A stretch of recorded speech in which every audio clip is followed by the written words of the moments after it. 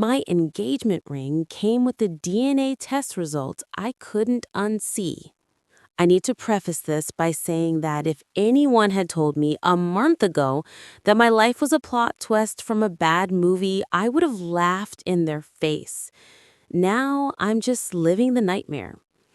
Alex and I had the kind of love story people write novels about. We met in college, shared a terrible first apartment with leaking pipes, survived a cross-country move together, and built a life that was comfortable, happy, and felt unshakable. Our inside jokes could fill a library. We were the couple everyone envied. 3 months ago, Alex proposed. It wasn't a flash mob or some grand gesture.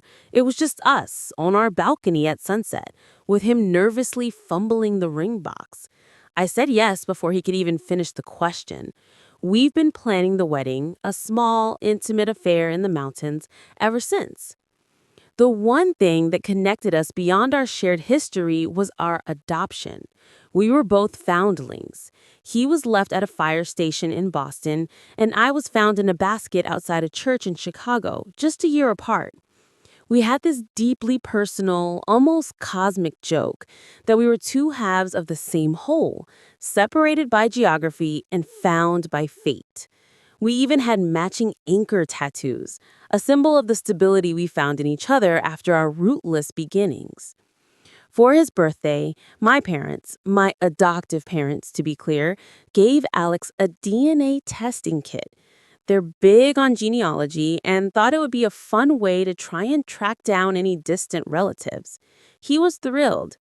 I had done one of those tests years ago and completely forgotten the results. So we decided to do a new one together, just for fun. We swabbed our cheeks, sent the samples off, and didn't think much of it for a few weeks. It was just another silly bonding moment. The email arrived late one Tuesday. Alex was already asleep. I saw the subject line, "Your DNA matches are ready." I clicked it, mostly curious about the percentages. I always love seeing the little regional breakdowns. I skimmed through my ethnicity estimate, mostly Irish and German, standard stuff. Then I scrolled down to the DNA matches. The first person on the list was my mother's second cousin, which I knew about. The second was a person I didn't recognize with 3% shared DNA. And the third, my blood ran cold. The name was Alex. Not Alex M or Alex S, just Alex. Our share account name on the site. And the percentage of shared DNA was a staggering 50%. I blinked. I refreshed the page. I thought, this has to be a mistake, a glitch. The lab mixed up the samples. 50% shared DNA? That's a parent-child or a full sibling. My mind immediately latched on to the parent-child possibility. Did one of our biological parents know they had a kid and somehow... No, that made no sense. We're the same age. We were adopted the same year. It had to be the sibling match. Full sibling. I frantically pulled up the help center on the website, clicking through the relationship prediction tables. 25% shared DNA, half sibling, grandparent, grandchild, aunt, uncle, niece, and nephew. 50% shared DNA, parent, child, full sibling. I remember standing in the middle of our dark living room, my phone screen illuminating the horror on my face. My fingers were shaking so badly, I almost dropped the phone. The man who had just slipped a diamond ring onto my finger, the one I had shared a bed with for years, was my biological brother. I didn't wake him up. I couldn't. I just stood over him while he slept, my fiancé, my brother, and I watched the rise and fall of his chest. His arm was draped across my side of the bed, the sight of it now making my stomach churn with a sickening mix of love and revulsion.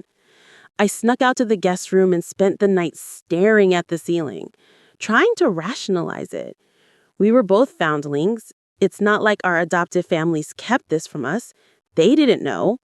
Our parents, whomever they were, must have abandoned us separately. maybe not even knowing the other existed. We were separated at birth or shortly after, and somehow, completely by chance, the universe played the cruelest joke imaginable and brought us together to fall in love? In the morning, Alex was making coffee, completely unaware. The smell of the coffee, usually comforting, made me want to vomit.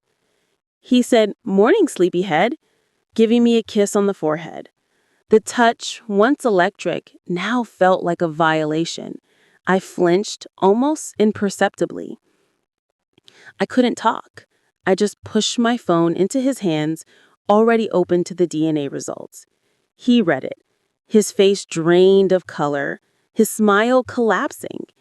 He looked up at me, his eyes wide and vacant. The confusion turned to dawning horror, and then a devastating shared understanding. "No," he whispered, his voice cracking. That's a joke, right? They messed up the samples." I just shook my head, tears finally starting to roll. "I wish it was. I wish it was, Alex. It's me. It's a match, 50%. We didn't scream, we didn't throw things. We just stood there in the kitchen, two people who had their entire shared history erased in a single moment. The engagement ring on my finger suddenly felt like a chain, not a promise. The love we felt didn't disappear, but it twisted into something grotesque. It became a familial, instinctual bond, contaminated by years of romantic intimacy. It's been 3 weeks. We're still living together. We can't afford not to. We haven't told our families. How could we? "Hey, Mom. Hey, Dad. The wedding is off. Your future son-in-law is your daughter's biological brother?" We sleep in separate rooms now. We talk about groceries and bills, but everything else is a minefield of unspoken dread. We are strangers sharing a traumatic secret, trapped in a lease and an engagement. The question of what to do with the ring, with the wedding plans, with our lives is too big, too paralyzing to face. Every time I look at him, I see the man I love and the man I can never be with. I see my soulmate and my sibling. I feel like I'm grieving my partner while living with my brother, and the silence is deafening. I don't know how to move on. I don't know how to untangle our lives. I just know that the love story we built is dead, and now we have to figure out how to bury it.